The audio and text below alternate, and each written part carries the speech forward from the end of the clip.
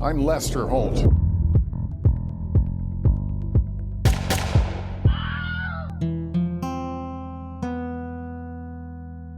Howdy, Holdheads. Kurt Money here, alongside my co-host, Kateline. And we are here to discuss, finally, a friggin' new episode of Dateline. I mean, I feel like it's been like 2 months. It's been a while. Yeah, and we've got a long one. It's a fatty. The guy who died is named Big Daddy. We've got Keith in there saying Big Daddy a bunch. So it sounds like we got a winner. But let's hear that IMDb before I get your thoughts, Kate. How's that sound? Sounds great. IMDb description.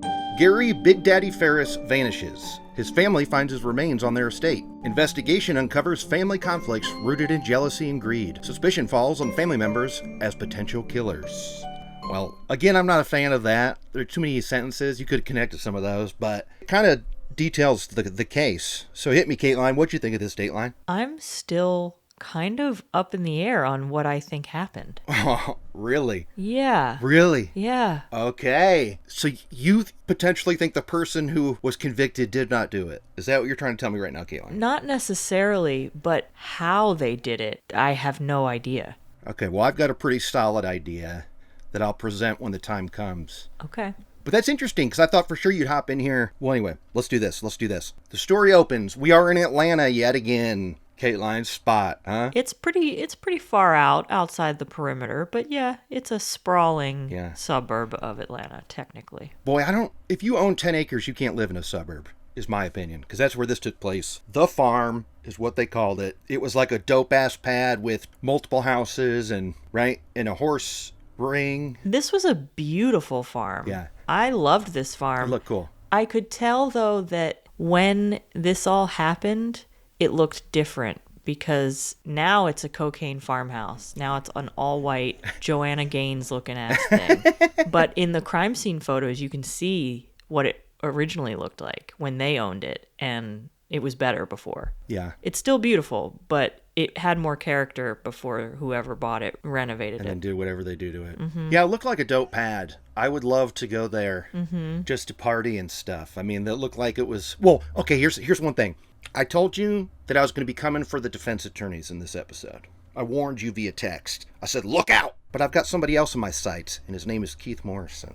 Wow. Who hosted this. Okay? Yeah, no kidding. I've got a few issues with him. Number one, he says that they hated it, the family hated it, when they were called the Ferris wheel. And they hated it when strangers, implying dysfunction, called them the Ferris wheel. Who is, other than the prosecutor in the trial, who is talking to members of the Ferris family and saying, you guys are such a Ferris wheel, all your problems? What do you think, Kate? I also don't know that I would mind if my last name was Ferris. I suspect I'm accusing KM of planting that so he could say his spokes on a wheel business. Still, like spokes on a wheel, they stayed ever connected to this sweet place. Like spokes on a wheel, it all revolved around this farm. And now, I looked it up, I'm suspicious of Keith saying that exact phrase before. I feel like I've heard him say spokes on a wheel. Now, I went back to the one about Moriah, the bike rider. He doesn't say it in there, but I swear he does somewhere. Mm-hmm. But anyway, I think he did it for story reasons, because if you remember, this episode wraps up, he brings it right back to that wheel, doesn't he? I thought his intro for this was exceedingly long. Yeah. He just kept talking. Yeah. Setting it up. Yeah. And he also, it's going to sound like a big time when I play all the clips back to back to back, but I thought he was kind of coming for Big Daddy, okay? I thought he was kind of coming for him, talking a little bit too much about how fat he was and how out of shape he was. What do you think? Would you say he was larger than life in every way? Correct. He's a big man. Big man. Very big man. A big, 6'5", 300 pounds. I mean, he was very overweight. He was a smoker, right? It wasn't the smoking or the Mountain Dews or the lack of exercise. Gary Ferris was a man who lived large, from his Marlboros to his Mountain Dew. They did talk about it quite a bit. The man drank tons of Mountain Dews and chain smoked and didn't care about his health. Did you think he was that fat, Kate? He was 6'5". When you're 6'5", 300 pounds isn't really that fat. No, because I'm 5'8", and I weigh 260. So, anyway. But it's all ass. That's true. That's true. Boom. Boom. Roasted. Yeah, I don't know. They were making a big deal about how out of shape he was. And I'm not here to say you should be drinking 12 Mountain Dews a day. That's pretty bonkers to me. How many monsters do you put back a day? Between 5 and 8. Not 12. Okay, I'm not in the double digits. Okay? Kurt, That's not me. Yeah, one is too much. that's true. Hey, look, I'm drinking water right now. Good. Good, honey. Okay. Our story begins July 3rd of 2018. Gary Big Daddy Ferris is gathering stuff to put on his burn pile. And family members are in and out. They've got 2 daughters and 2 sons. Now, one of the sons, Scott, lives on the land and takes care of it. Now, what's weird is Scott is not the oldest. I had to triple and quadruple check to make sure they kept calling Chris the oldest, because I didn't buy it. Are you with me? Yeah, Scott looked older for sure. What was it, do you think? I don't know. His purple lips? Those lips were purple. He got those from his dad. What causes that, do you think? You mean besides genetics? I feel like people having purple lips and they're not a wino or something, it's a thing that some people have more purpley lips than others. Do you think it has something to do with something else, or is it just like that's how they came out? Just the luck of the draw. Yeah. But yeah, Scott definitely looked older. And poor Scott, he's going to take some hits today, Kate. Yeah. Scott is in the crosshairs of a lot of people. But guess what? Not in mine. Oh. Does that spoil anything? You love Scott. I support Scott in every way, and what he had to go through at this trial, I'm willing to say, yes, I do support him. Okay, July 3rd. Big Daddy gathering stuff up. Melody, his wife of 39 years, sees him going down there with some stuff to burn. The oldest son, Chris, comes by with his daughter. They see her. It's like 4:30 p.m. He was outside when we pulled up, and he said he was getting stuff ready. Either he was burning things or was about to burn things. Scott's in and out that day, but he comes home that night at like 11, and that burn pit is still going. But because of the living arrangements and the giant house, it was very possible for these Ferrises to live and not know the other one existed. They all had very separate lives, even though they were living on this farm. Yeah, so you can kind of chalk it up to that, because they don't start asking, hey, where's Big Daddy, until a day and a half later, the afternoon of the 5th, when Melody's going, where's your father? I don't know where he is. Now they're walking in the land looking for him. How do you feel about partners, spouses, who sleep in different rooms, or in this case, different floors entirely? I love it. You do. You'd be into it. I think it's healthier. No, I don't. Look, I've been married, and clearly I failed at it, and it was only for a blip. It was for 3 years. Okay, it wasn't for 39. But I think that part of that marriage thing is going to bed and waking up with each other. Is that crazy? I think that's fine. But after 39 years, if you want your own space, I think that's okay too. I hear about couples who don't even live in the same home, and they're very happily married. If you're very independent and you need your personal space, I get it. And also, if you spend time away from them, it makes you excited to see them again. Okay. I'm certainly not judging, because there can be a lot of reasons why people sleep apart. But anyway. I agree, though, that being intimate is definitely an important part to many marriages. That has to stay. Once the intimacy dies, and whatever that may be, whether it be emotional or sexual or whatever, right. Once that dies, it's kind of hard to continue. But if you can maintain that and still have your own personal space, separate bathrooms especially. Yeah, I'm cool with that. That's like a dream. Yeah. I mean, the only thing they shared was the kitchen. Yeah, although right? Because as Keith said, he had his man cave down there. He probably had like a mini fridge and stuff down in that man cave. He didn't look like the kind of guy who was like eating a lot of square meals. He looked like he was getting a lot of Chick-fil-A and... Yeah. I mean, I'm with you there. I kind of called bullshit on that because, like, any part of a man cave is a bar of some kind. Whether it be for alcoholic beverages or not, a bar is a big part of it. So I guarantee there was a mini fridge down there. Mm-hmm. I mean, definitely. And guess what that was filled up with? Mountain Dew. And he probably had his Marlboro Lights in the freezer. So he's good to go down there, actually. Totally. You know, my dad, he had one of those. He had a basement with the bar and all that stuff. And a pool table. Yeah. Was it called a man cave back then?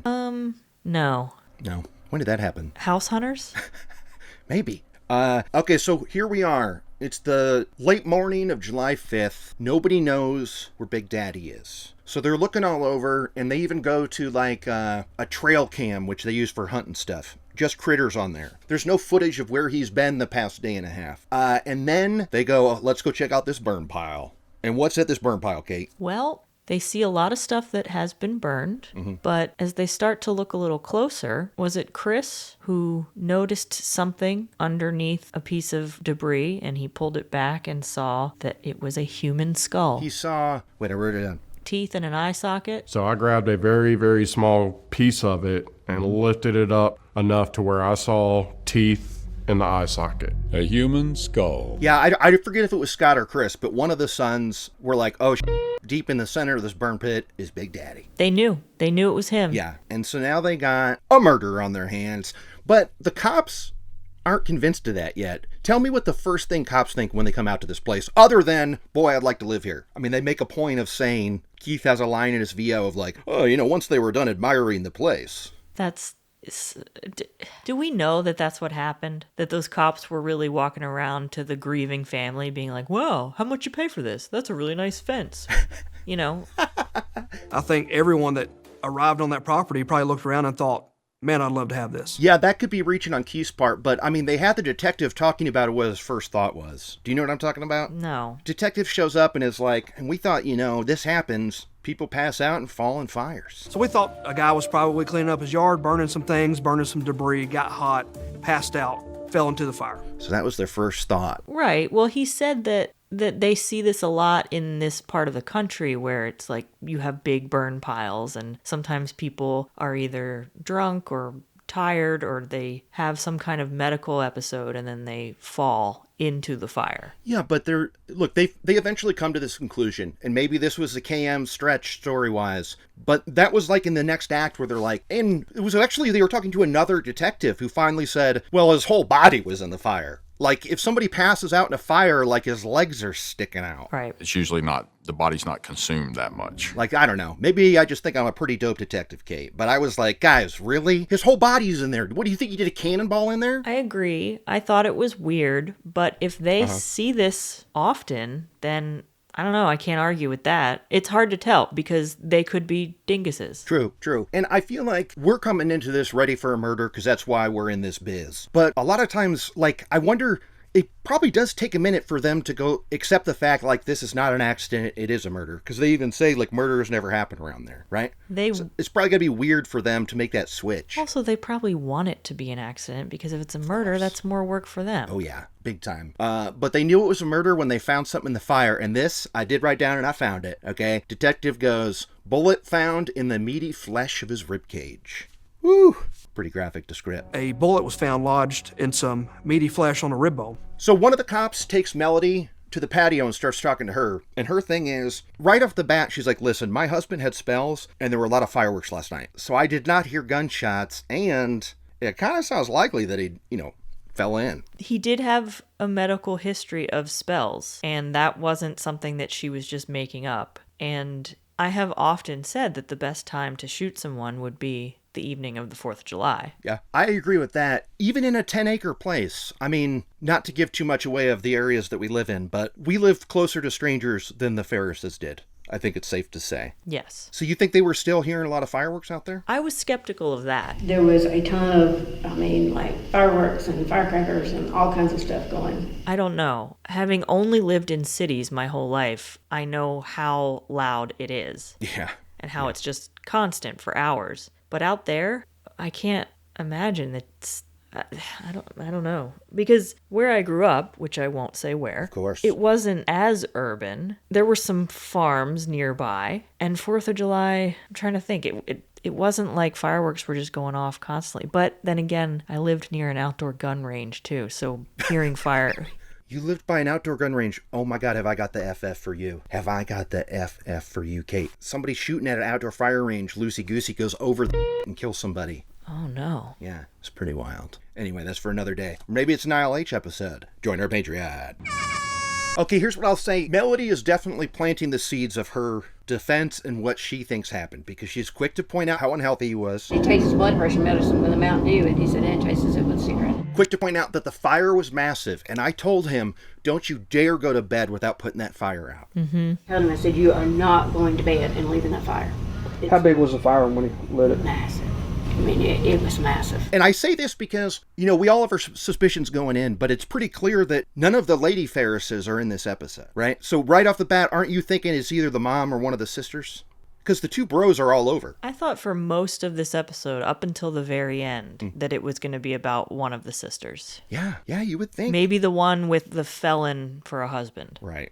Which Melody also points out to the cops. Melody wanted to explain why each member of her family would want her husband dead. Yeah. And she was also quick to explain why she wouldn't how she would not benefit from his death, but the others would. Now go ahead and say why she wouldn't benefit. This kind of shocked me, to be honest, that there was no insurance policy, which is good the way that we think it should be, where there are no insurance policies. Wasn't it kind of crazy to find out? It was. I kind of got the sense that they were not as well off as they seemed. Right. The fact that they had purchased that farm kind of recently. Yeah, 5 years earlier. It wasn't like the place where their family where the kids had grown up. It wasn't like this special family place. They tried to make it seem like it was, but when everyone's an adult, when it's purchased, that's not really that special. Yeah. That's a good point, because these kids are at least in their 30s at the very least. Yes. Like, they've been out of the house for a while. Even the youngest one, Amanda, is older and stuff. So, yeah, that's a good point. Let's go ahead and talk about why he bought it in 2013. Now, it turns out that the relationship was a little rocky. It wasn't as perfect as you would think. Keith loves pointing this out.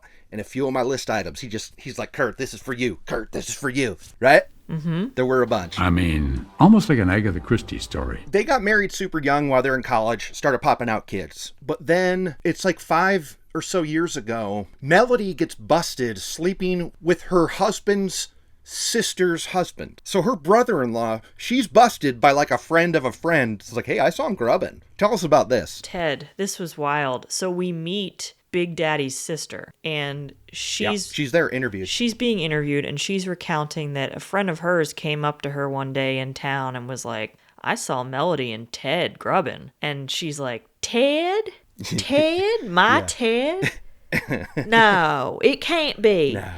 And then she confronts Melody. Like, what's the deal? Why are you hanging out with my husband? And Melody's like, Ted? No, we're just friends. Yeah. And they weren't just friends. Yeah. They were knocking boots. Okay, so they go inside the house to investigate, because here's the problem.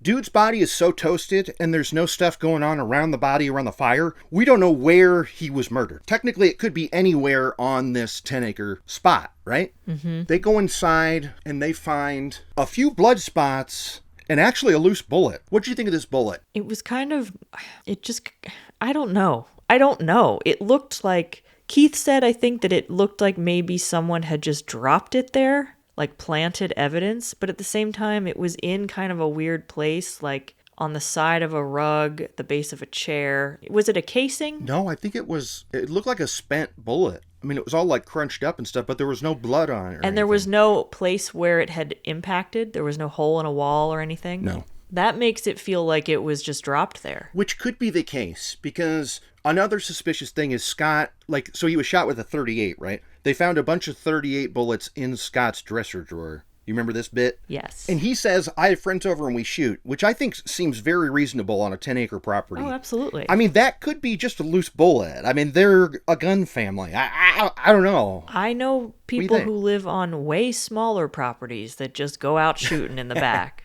Yeah, that's true. That's another thing that happens a lot on Fear of Thy Names. People doing target practice in little neighborhoods. And people are like, what are you doing? Yeah. Okay, so funny thing about that dresser drawer. There were a lot of bullets in there. You know what else was in there, Kateline? What? Condoms. Scott was in. Scott's getting it in. And playing it safe. Okay, Scott. Just be honest. Tell him you don't want to take chances.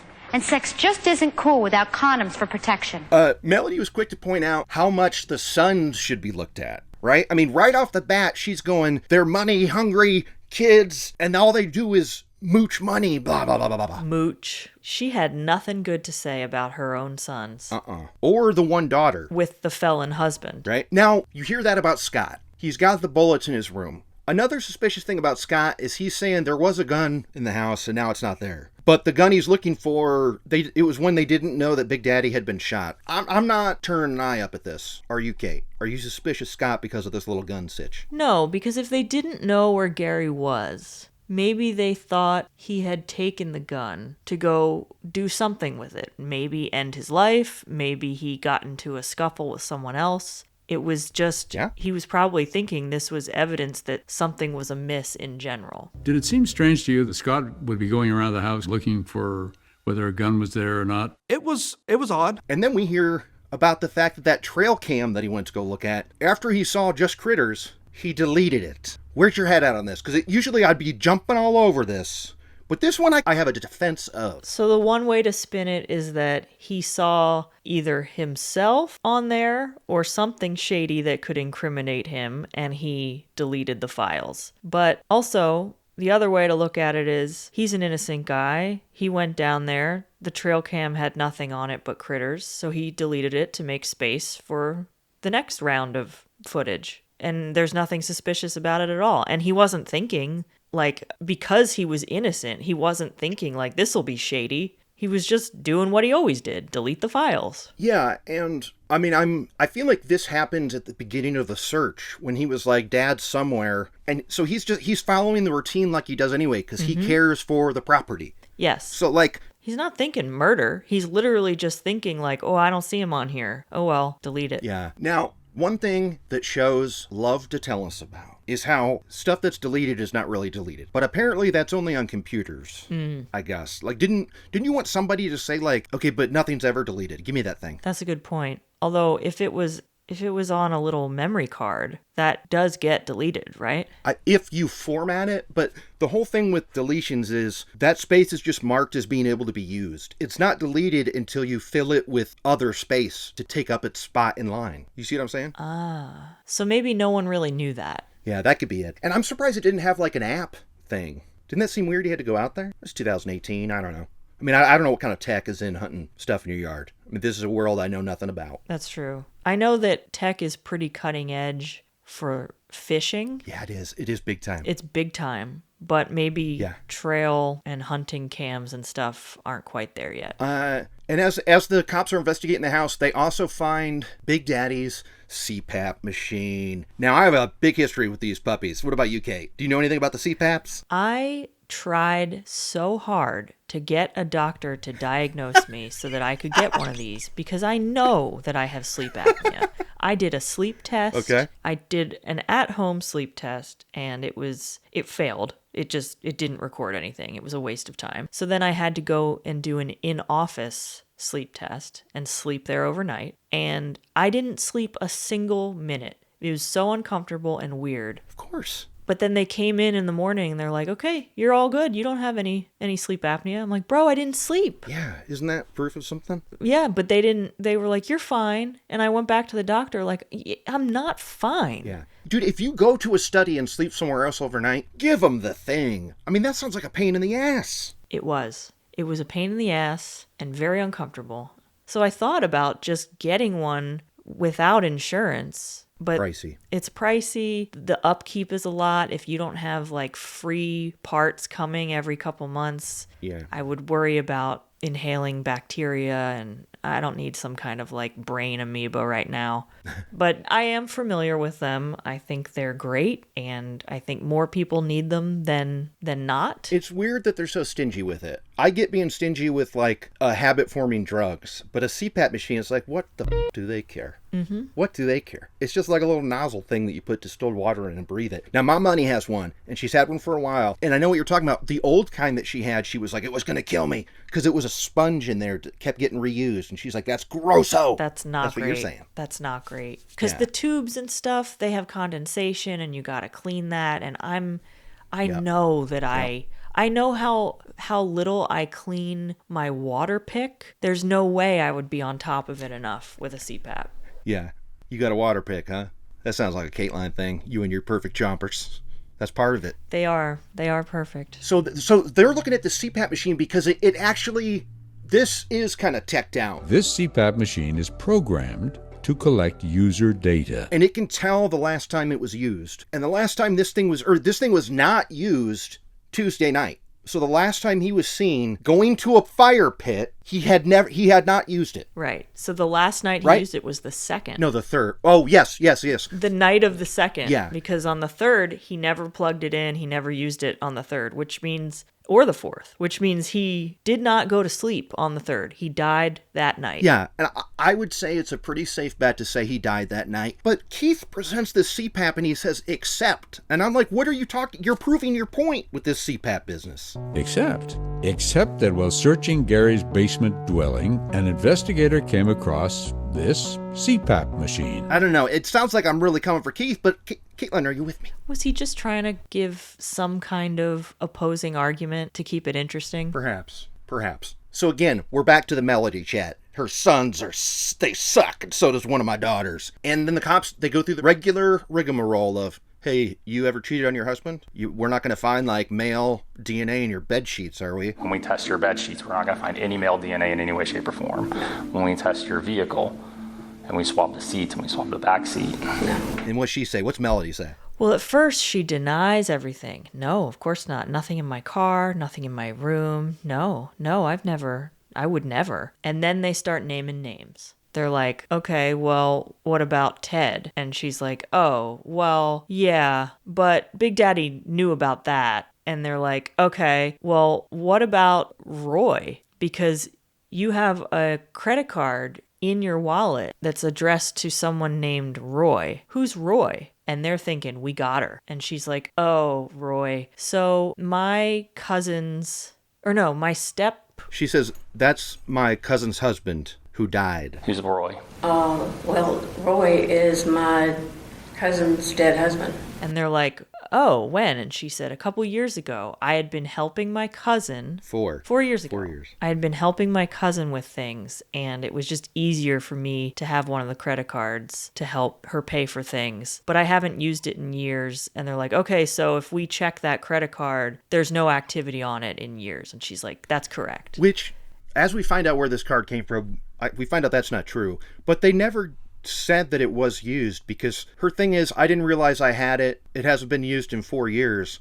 How long do credit cards stay active? Because that card expired the following year in 2019. I looked at it. I paused on it. I said, So when was that card issued? I think they're only 4 years. I just got a new one this year, or end of last year, December 2024. I got a new card, and it expires 2028. Okay. It sounds like they didn't even have to look into it, because the truth came out 5 minutes later. Now, I don't know if Melody presents it, but the cops are in this convo knowing some info. They're kind of waiting for her to bring up certain people. But when she says that, oh yeah, that was Roy's car, but he's dead. Uh-oh. Oh, and by the way, Roy's son, Rusty, I'm actually friends with. And by friends, I mean buddies. Like, she's full on cheating on her husband with this guy, Rusty. Uh-huh. Now, what's very interesting about Rusty, what's his birth name, Kate? It's Roy. That's his credit card, not his dead dad's. It's his card! It's his card! And he gave her that card because we soon learned that Big Daddy didn't let Melody spend any money. She had no money of her own, which is often the case when the wife doesn't work and raises the family and then has no career history and then can't get jobs, and the man has all the money and holds all the power. Yep. But in this case, he did it because she was cheating on him all the time. Yeah. And he wanted to cut her off and keep her. He specifically said, I don't want her spending my money on some other man. And to that I say kudos. Yeah, fair point, dude. Big Daddy 1, Melody 0. So Rusty gave her, I guess, a little bit of an allowance so that she had some walking around money. Right there is motive. She was cut off. When they split up and they were going to get a divorce in 2013, and then they have a heart-to-heart and Big Daddy's buying her this house and they get back together, she was staying with Rusty in Tennessee during that time, correct? Yes. But the way that freaking Melody tells it to the cops, she hasn't been in touch with Rusty in ages. Didn't you love how she was trying to be vague about these times, as if we weren't going to press her on it? She was just saying, it's been months and months and months. Yeah. Okay. Is that a year? Yeah. We need to know.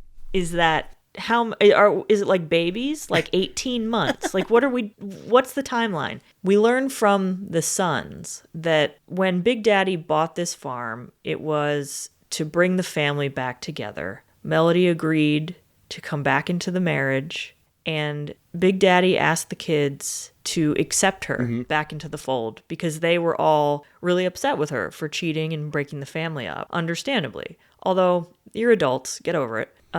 Yeah. It's not like they were kids who feel betrayed by their mom. They're all grown-ups. If mom's stepping out, she's stepping out. I just have, I don't know, maybe because I'm a child of a broken home, I just don't feel like these kind of things are as big a deal as people make them out to be when everyone's an adult, when they aren't a bunch of kids at home that really need like a family unit. Everyone has their own families. What do you care if your mom is sowing her wild oats? It is different when everyone's young, but when everyone's grown and when the kids have their own kids, it's like, let grandma go bang somebody. Who cares? My father called me to tell me I needed to accept my mother back, which I told him that would be a hard thing to do. And when the marriage, and you've been together that long, give each other hall passes. I don't know. It's just, I'm not precious about it. And it just feels like a very immature way to handle things where the kids are like, well, we have to accept mom back into the family. So already, years before this murder, their mother and the kids had a strained relationship. Yeah, because she comes back in the door and there are new rules, right? She has no access to any accounts. She cannot spend $1 without Big Daddy knowing about it. But she realizes these kids, it's still flowing for them. Big Daddy's paying for plane tickets. He's paying for cable bills. And this infuriates her. And I believe that is why a year after she moved back in is when she got hot and heavy with this Rusty guy. We find out, right? But also got planted this seed. When she got back with Big Daddy, she got a tattoo of an X and an O because it was their little term for how her and Big Daddy are starting anew. This was their little tap between each other. Keep that in mind, okay? That's what she told the cops. She said, "Oh, he loved this tattoo because it was it was our thing. It was our special thing. It was totally our thing. He loved it. He couldn't get enough of this tattoo." It's just mine and Gary's symbol, just XO. What did he have to say about it? Oh, he loved it. I got it about the time that we moved into that house. That was our start, our fresh start. Also specifically about when she would say months and months, they said, how long ago was the last time you were physical with him? And she said, a good while ago. Melody, come on. You think they're going to go, okay, moving on, next question. A good while ago? What does that mean? And I found that this, when it comes to sex, this means drastically different things person to person. I have friends who will complain about going through a dry spell of not having sex, and they'll say, it's been like 2 months. And I'm like, oh, babe. Yeah. That's a flash in the pan. That's nothing. Try like 8 years. Yeah. And there's nothing wrong with either, but it's different for everybody. If all you've known is one thing and then you experience another, it's going to feel longer. But if you don't prioritize that stuff, I just don't think it's that big of a deal. But again, am I a broken person where none of this matters to me? Well, I'll remind you of, remember the guy last year that was like, find the guy who killed my best friend, but don't really find him because it was me. Remember his dumbass was like, oh, we slept together. It was a while ago. It was me. 3 weeks. It was 3 weeks ago. Yep. 3 weeks. Exactly. There you go. Yeah. Like, it's been a while. Like, I want to say like at least 3 weeks or a month. Yeah. Are you kidding? Yeah. That's a while? Yeah. Men are trash. Yeah, they are. So it's been a long while. That could mean 3 weeks to her. Or is it 3 years? Yeah. Okay, so they're hearing enough about this Rusty guy, birth name Roy. They got to go talk to him. So they drive down to Tennessee, and I got issues with the defense attorney later, but I can't stand Roy Barton. And I kind of want to, tell him how I feel about him, Kate. What were your thoughts on Roy Barton? Go ahead and set up the scene with old Rusty. Well, Rusty downplayed it. He didn't want to make it seem like he had any idea what was going on. He tried to say that he wasn't really in communication with Melody. He said, like, I haven't talked to her since the 5th, which is like, right, but that's after the murder. So that doesn't absolve you of anything. They start playing the tape of them talking, and it's already heated. People are raising voices. And this is why I'm so mad at Rusty, and why I'm so mad at anybody who says this. Guaranteed red flag, this person did it or did something bad, is when they go, I wouldn't have done that because that's how I was raised. That's how I was brought up. And in fact, I would have tried to stop it. I don't know what happened or who did it or nothing. If I did, first of all, I'd have tried to stop it before it ever happened because that's the way I was brought up. Oh, our hero. Oh, great, dude. Great. What a saint. This guy, he also was saying that he was getting a little belligerent with the cops, and he said, I know y'all are just doing your job. I know you got to look into everything. And then the cop is not having it. He's like, no, I'm not just doing my job. Yeah. I'm following every lead, because that's like, I don't remember what his comeback was, but it was like, okay, well, you both sound like dicks right now. Yeah, because he was like, I'm doing you a favor right now because I'm trying to let you get in front of this, which is classic interrogation dialogue. Yep. But in this moment, I'm on his side because I'm pissed at Rusty. So they get an alibi from Rusty, and they let him go, and they go check it out. Now, turns out, alibi is good. He was not there the night of the murder, okay? Cleared on that. But Rusty also gave him access to his cell phones. And I say plural, because what do we find out about Russ and his cell phone plan? Okay. Melody is on his plan. She has a phone straight a from whole Rusty. Burner phone just to communicate with Rusty. Yeah. And, of course, they're texting left and right. Now, thankfully, they didn't give us any numbers that we could poo-poo. But... Yeah. But they were going back and forth. I loved it. The detective was like, wake up, it'd be to Melody. He'd go to bed, it'd be goodnight, Melody. Like, I love the way they painted it. And they also notice that he's been doing a little bit of messing around with his contacts. So they're looking in his phone, and what do they realize he had done to the contact of Melody Ferris? He changed it to XO. XO! How about this? Took Melody's name out of his contacts, substituting 2 letters.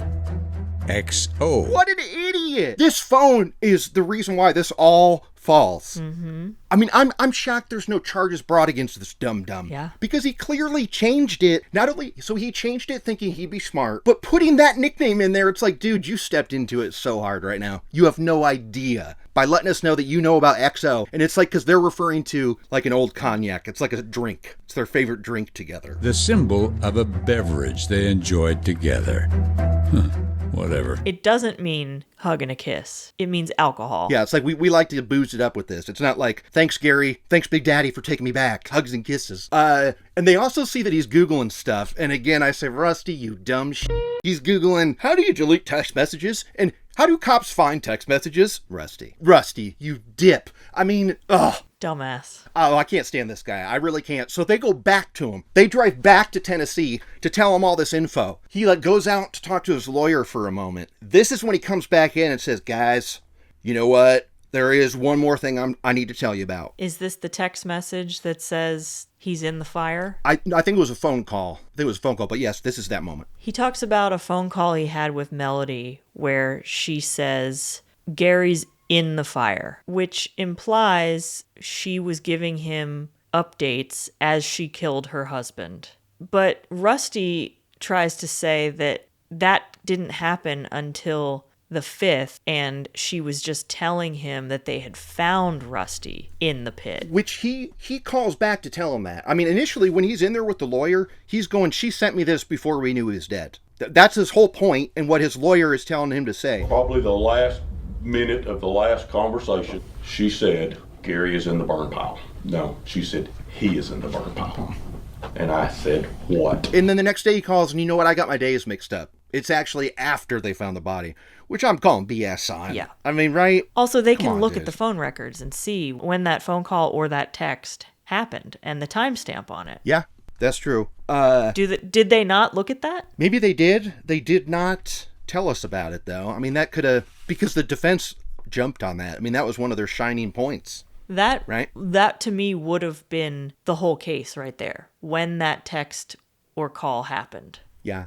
Although, if it wasn't a text, if it was a call, there's no way to prove what was said on which call at what time. Yeah. So Melody's looking pretty good for it. But they don't arrest her for a year because it takes a year for them to confirm that the body is Big Daddy. Like, that's a fact we all knew, right? But it took a year for them to figure that out. Days after that, they arrest Melody's ass in Tennessee. Old Rusty had to drive her to a police station. Why did it take so long to identify the body? I mean, dental records? Can't they do that in like an afternoon? That's a good question. I mean, because it must have been so burnt. Because also this spell situation is that Big Daddy himself suspected Melody of poisoning him. He spent time in the hospital for these spells. Yeah. And when Melody wasn't in the room and when the doctors weren't in the room, he confided in his sons that he thinks Melody was poisoning him because she made him these cookies. Yeah. And as soon as he ate one, his throat was burning and he started getting dizzy. These spells were brought on by Melody. And I would guess antifreeze. Oh, yeah. I was waiting for him to say that he was acting drunk, and that would have been a for sure, but I feel like it was antifreeze. I think she was pouring some antifreeze in there. Because if anything, I mean, I don't want to give Melody that much credit that she's setting it up to like give him these spells so he falls into the fire, but I mean... No, I think she didn't realize that she needed to use more because he was so big. Good point. She was probably just like, the amount she was giving him wasn't enough, so he was just having spells instead of passing out. Yeah, and when we're hearing the story about the cookies being delivered to Big Daddy, this was another Keith point where he goes, oh, you couldn't resist that. This was... Come on, Keith. That was so messed up, Keith. Come on, Keith. Oh, a plate full of cookies. Fatty want cookies. Yeah. But you couldn't resist, of course.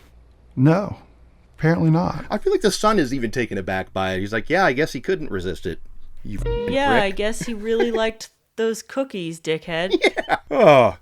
My father is dead. Yeah. Have some decorum, Keith. All right, so this trial does not start right away. It's another friggin' 5 years. One because of COVID and other usual delays. But this trial didn't happen until October of 2024. And this is when a lot of the good stuff happened. I mean, this trial was pretty eventful from beginning to end, right? Mm-hmm. I was really surprised at how emotionless and kind of evil Melody looked. And just clocking the camera for 30 seconds at a time. Mean mugging the camera. Yeah. And again, we know that the lawyers tell their clients to be stoic, not give anything away one way or the other. But she just seemed, you could tell that she was just an awful person. Yeah. And I'll say this, thank God one of those daughters got married, because if they hadn't taken photos of that friggin' wedding, we'd have been looking at 30-year-old photos of everybody. How many times do we see that wedding photo? 100. 100 for all of them. Especially Melody, though. There are 2 shots that we see of her, and she's doing a grin, too, that kind of supports us thinking she's evil, right? The shots they were showing of her, I was like, dang. She did not look like she was enjoying that wedding. No. I could not believe how many times we saw that wedding, even when they show pictures of Rusty. That's him at the reception of that wedding. He's dancing with Melody in that moment. Yes. Terrible. Okay, so we got a lot going on at this trial. And, now that we mentioned the poison thing, they brought, to talk about the thing of Melody potentially poisoning Big Daddy, they brought in Big Daddy's assistant. And now, specifics of this will come up later, but what'd she say, Kate? What'd she say when she got up there? I don't remember his assistant. She said, he said he was getting poisoned by his wife, so I told him to go to the hospital. And he said, well, now you know what to tell Dateline if I die. Well, you'll know what to tell Dateline if I die mysteriously. And here we are. Ooh, baby. That sounds like it's going to go somewhere. And Keith didn't set it up either. Like sometimes Murph Dog will be like, you know the one. Charlie said the trial played out like a particular TV show. You know the one. But not KM. He just lets it fly. Right? Okay, defense. Melody's defense is all hinged upon the fact that these lawyers do not think that this tiny woman could carry this giant fat-ass guy, Big Daddy, down to the fire. That's like their biggest arguing point.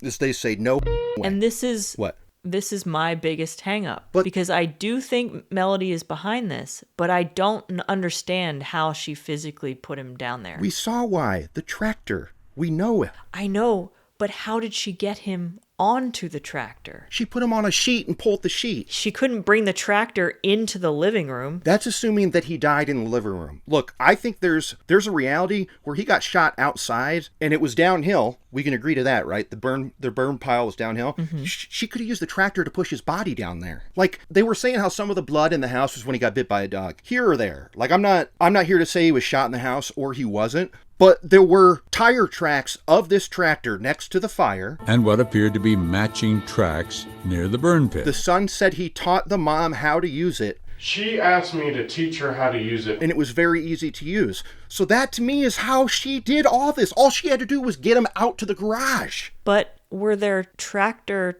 tire marks all the way down that hill too? Well, they were in wet mud. I mean, I see what you're saying. They didn't mention it. They didn't say there weren't. I mean, the brothers were talking about it like the tractor was still there, which is kind of crazy. They were like, my dad wouldn't leave it there. They did notice that it was out of place. Yeah, and that to me, I mean, that answers it wholeheartedly, because of course she wouldn't be able to pick him up. But I gotta say that, oh wait, real quick, about the supposed crime scene upstairs. And this is where I'm coming for Keith the hardest, okay? Because he points out, let me make sure I get it right. Keith says, and they could tell where the blood spatter was because of a blood illuminating chemical. Do you mean luminol? Is our boy slipping? Keith. Is he slipping? What is he doing? Detective Hayes said a blood-illuminating chemical revealed even more evidence.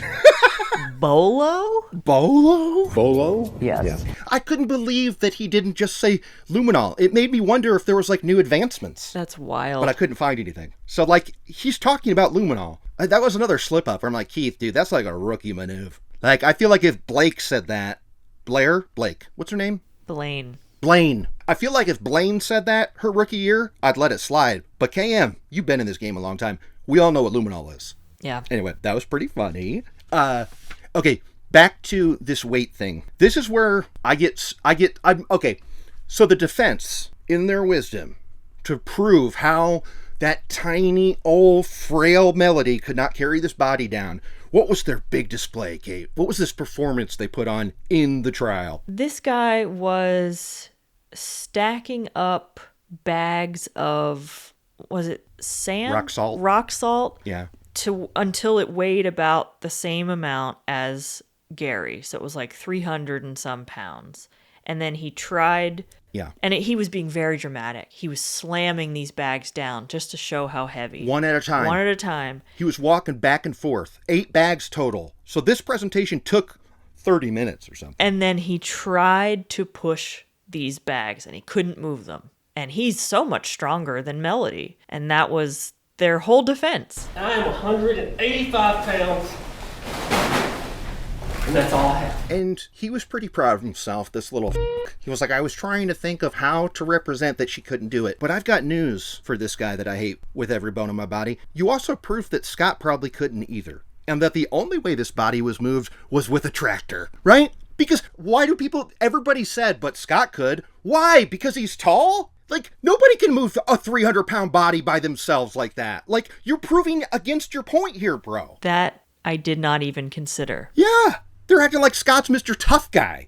I didn't know you could do this in a trial where you pin it on someone else as the defense of your client. I don't think that's allowed. We've seen it before, but it's wild because he was on the stand and in the audience, and more than once, he's literally pointed at by the defense and everybody else saying, you got the wrong person, it was Scott, that guy sitting back there. With the purple lips. He did it. And Scott, I can't even imagine what he was going through. It must have been so surreal to be, 1, completely innocent, and 2, being at the trial of your mother who killed your dad, and everyone there is blaming you. Yeah, and the biggest finger pointed doesn't come till after the trial. At the sentencing. But wait on that. Also, when Scott's up on that stand, I hate this detective, or I hate the defense attorney too, because he's going, you were a mooch, right? You were a mooch. And he's like, she could think that. And he's like, no, you were a mooch, and your dad knew you were a mooch, and he kept such a tight rein on you. You were a mooch. No, I wasn't. And your father saw you as the exact same way, mooching off of him. And here's what I have to say, that defense attorney, that's rich, coming from the guy defending Melody, who is who's doing the most mooching out of everybody. What do you think? It's also tough because Scott lives on the property and works to maintain the property. He's essentially an indentured servant. Yeah. It's his job and where he lives, and it's his parents. So to call him a mooch isn't really fair because he's working for them. Yeah, and I also don't blame him. The one sister that supported Melody loved to say that, Scott would say this is his land. And Scott denies that. But I got news for Scott and Amanda. Even if he said that, I wouldn't take that from him because he's the one who cares for the land. Mm-hmm. So I could see him saying this is my land in a huff because he's the one who physically takes care of it. Right. Like, it's 10 acres. Like, for him to take ownership of that did not shock me in the least. No, not at all. And I think any caretaker of a large estate would say the same thing, just casually. Like, this is my land that I oversee. It's not like, I own this and this all finna be mine one day. Yeah. It's not like that. When Scott was talking to us, he didn't fit the bill of an evil son and stuff. He felt like not at all a poor guy that was getting blamed for a lot of stuff, and he was just kind of like, I didn't. Like, I love my dad, or whatever, right? Like, I was more suspicious of Chris than Scott. Really? And not for any reason in particular other than his demeanor and the fact that he was not as broken up about it. Okay. But, you know, he has his own kids, his own family, and he's got that going on. So, but this was Scott's whole life. Again, he lived and worked there and spent a lot of time with his dad. And that's what the detectives and Keith love to point out, is that if the dad died, the sons were out on the street. I mean, Melody has made it very clear she doesn't like paying for their bills. So if Melody got in charge of whatever money it is, I know they're not cash rich or whatever, if because of Georgia law, everything would go to her, they know for a fact she would not give them a dime. So why would they kill their dad? Totally. And she was trying to come up with these reasons about how, again, she was the only one who wouldn't benefit from his death. Yeah. But that's bullshit. That is just not the case. Yeah. She fully benefits and no one else does. Yeah, because she would own a 10-acre property that she could sell then for probably a good, pretty penny. Yes. And guess what? She's not obligated to give that to any of the siblings. No. Or her kids. And this is when they bring up Rusty, this piece of shit boyfriend of Melody's. And this actually, I feel, answered a question that we had, Kate. Do you remember when I was like, what's a hostile witness and what makes a hostile witness? They call Rusty a hostile witness. So I think what it is when someone is forced to testify against their will. Boom. What do you think? I think that's a good guess. They called Rusty as a hostile witness. The clips they played of Rusty, though, he wasn't that uncooperative. No. He was answering, I mean, they were lies and stuff, but he was answering the questions, no problem. And this is when the Perry Mason moment happens. This was pretty friggin' dope. Okay? Rusty says, the prosecutor asks him, what about your dad? Your dad have any guns that are missing? Russ says, no, sir. No, sir. He does not. But who's watching on a live stream over in Tennessee? Who's watching? And what's she thinking about, Kate? That would be Melody's cousin, Rusty's mama. Boom. And she's thinking, well, that's not true. Yeah. I need to call somebody. So she straight up calls during the trial to talk to the sheriff. I loved this. And like, I don't know if that footage they showed of them talking to each other saying we need to take a break, but they really present it like this was mid-trial. They find this out.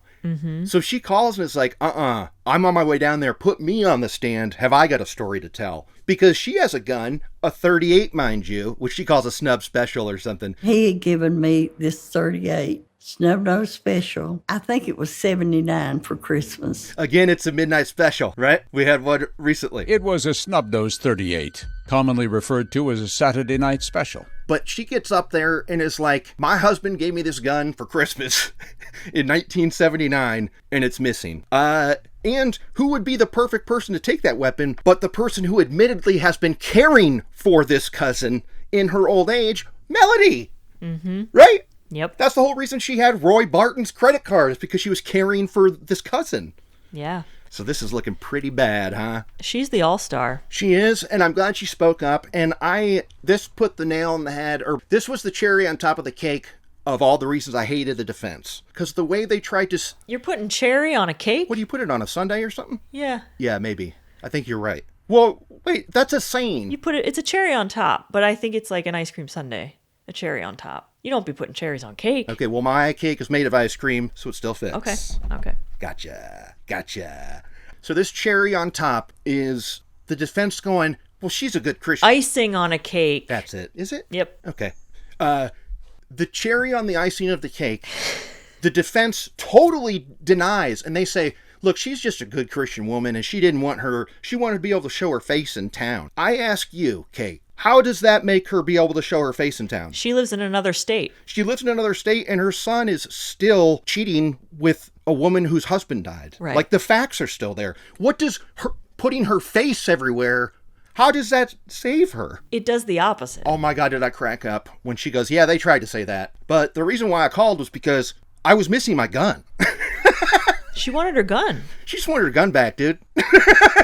No, my motive was because my gun was gone. That was good. Okay, so now this sounds like an open and shut case, but this jury takes 3 days and tries to say they're hung. Or the judge is like, nope, get back in there. Get back in. But again, I'm like, I might have been one of those jurors that was kind of hung because we don't know how things were presented exactly. We're seeing an edited version where it seems like it's pretty clear, but I don't know. But if you hear about the tractor, they ask for more information too. Now, what I want to see if I can, I probably find the court transcripts. I want to find out the details of this tractor, like if there were other tracks and stuff, because that to me seals this whole thing up. If there are tracks going all the way down that hill, then I'm 100% on board. Yeah, and even the defense said, well, she didn't have any accelerant or gunpowder residue on her hand. It was 36 hours after the fact, my dudes. Yeah, she washed her hands, dude. Yeah, like she had a day and a half to get that off of there. So, yeah, that makes total sense.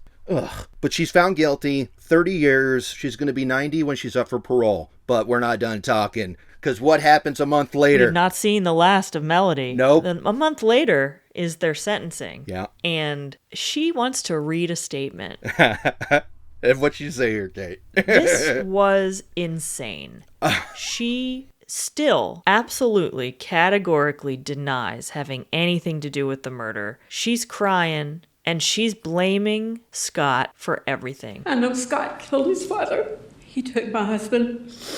Scott, this is unforgivable. The whole statement is about how this was a miscarriage of justice. They got the wrong person. She didn't do it, and her son did. And he's sitting back there in the rows being like, shaking his head. Yeah. Like, this is unreal. Because he's stunned. I think the expression on your face said a thing or two. You didn't have to open your mouth. The fact that her statement was 20 minutes long, too. The judge stopped her. Because she was trying to bring new allegations, and he's like, what are you doing? But she walked in there, and she's like, finally, all these years, I get to finally speak my truth. After my trial where I was found guilty. It was actually Scott. And Scott, how dare you kill the father of my other kids? It's bonkers insane. I've seen parents throw their kids under the bus to save themselves, but not after the fact like this. Yes. Not when she's already going to jail for 30 years. It's wild. I don't know if she thought that would help with her parole or her appeal. Well, we know for a fact it will not, right? I mean, the whole point of parole is you have to take responsibility for the thing. She's gonna appeal it though, for sure. Oh, her case entirely? Like she's... Yes. You don't put out a 20-minute long statement like that and then just say, yeah, I'm just going to go. Yeah. She's going to be fighting that, trying to drum up more evidence against Scott. Yeah. I mean, I'm pretty convinced Scott didn't do it and Melody did. Is there a reality where there's a second Dateline where the tables turn? I mean, I will be shook out of my pants. I will be pantsless on the street going, I am so confused that this could happen. Did the two daughters have alibis? Yes. They did have alibis, and they were both on the stand, and I didn't like Amanda, the one who's supporting Melody, either, because they're like, she was accused of, like, you're pretty partial to your mom, aren't you? She goes, well, I prefer believing in the fact that you're innocent until proven guilty. Thanks. Very helpful when you explain what happens in a court of law. We love that. Every episode, someone's got to be a little know-it-all, and they want to explain how the law works. I would fire that defense attorney for coming up with that rock-solid idea. That was such a waste of time and proving the opposite. When he was going one at a time, I did the math. They were 40-pound bags, and it was 320 pounds. That's 8 separate bags that he did that with. I think it starts to become clear why I'm doing this. Why am I dropping these bags? These bags are 40 pounds apiece. Then he's putting them in 2 sacks, right? And he needed help. Yeah. Oh. Okay, before we go to those lists, one thing I got to point out. Because she was out on bond for years and years before the trial, during the breaks of the trial, she's out in the common area, like passing by the family and stuff. Now, this, I thought, was only in Law and Orders. I see it all the time in Law and Orders, and I think, there's no way those people are crossing paths. Apparently they do! That's rough. Can't they have a separate room for the accused? I mean, honestly, who's that fair to? What do you think? If I were accused, I would want a private room. Yeah. But you don't know what could happen in that hall. Anyone could come in there and just kill somebody. And that happens all the time on SVU. There's always something going down out there afterwards. It and I does. go, why are you letting these two people talk? So many stabbings, so many shootings in those hallways. But I got to give them credit, SVU, you're not lying there. Now, I refuse to believe that their murder board is within full view of the elevator in their office. Okay? They're talking about cases when people are coming in off the elevator way too much. There's no way that's for real. So take that, SVU. Take that, Keith, for your fat hating and stuff and not knowing what luminol is. And I say we go to those lists. Kate's unnamed list. Well, I guess it is a small town, the kind of town where things like this just don't happen. That is what one of the detectives said. Murder was a rare business around here on the posh, low-crime side of Cherokee County, Georgia. That's fair. That's why he was thinking it was, he did a cannonball into the fire. Accidental death. Accidental cannonball. Accidental, intentional jumping into a fire. Yeah. Yeah. And I believe someone, am I mistaken? Someone said puzzle piece. You're not mistaken, Kate, and that's what I was waiting to hear. Because not only was it in the cold open tease and in the commercial tease, so there were 3 times this puzzle thing was said. Mm-hmm. The detective totally was talking puzzle pieces. Yeah. Boom. I thought that's the missing piece to this puzzle. That's a good one. So that's 2. So that's my list. All right, on to Kurt's Kick-Ass List. Kick-Ass List. Ton of stuff. Keith compares them to Knives Out and the family Knives Out. He did. Seemed almost like that movie Knives Out, where after the death of a family patriarch, all the heirs turned out to have a motive for murder. We even get more clips. Again, NBC's dropping money for this clips, but no dialogue, I don't think. That's probably cost more. But we get a Knives Out shout out, which I suppose is real. All the kids wanted the dad dead, kind of. I'm letting that pass a little. What do you think? It's a stretch, but we'll allow it. The moment at the trial, the Perry Mason moment, when they get a call. This is called a Perry Mason moment. Late in the trial, suddenly a call. That's good stuff. That's on my list. Mm-hmm. One of the sons says it was surreal. It wasn't like in a movie or a TV show. This was real life. I mean, it's one thing to see something that horrific on TV or in a movie, but to see your own father like that. And plus the son had a sick burn in his mom saying that she loved Days of Our Lives and how she wanted her life to be a soap opera. She always watched Days of Our Lives, and she always wanted to have her life like a soap opera. Mm-hmm. So that's what she did. Whereas Keith said a soap opera on steroids. More like a soap opera on steroids. Oh, welcome to Kurt's Kick-Ass List. And there was another one. Mentioning Dateline. Of course. Dateline gets mentioned in a Dateline. This was a smooth one. Because like I said, Keith doesn't even acknowledge it. It's just for us to go, uh-oh. You'll know what to tell Dateline if I die mysteriously. That was pretty sweet. Keith should have said, noted. Yeah. He could have said something. Okay, well, that's going to do it for this week. Now, they aired a new one 2 days after this on a Sunday about one of their podcast shows. Are we going to do that next week if there's a repeat? What are they doing? Who knows, man?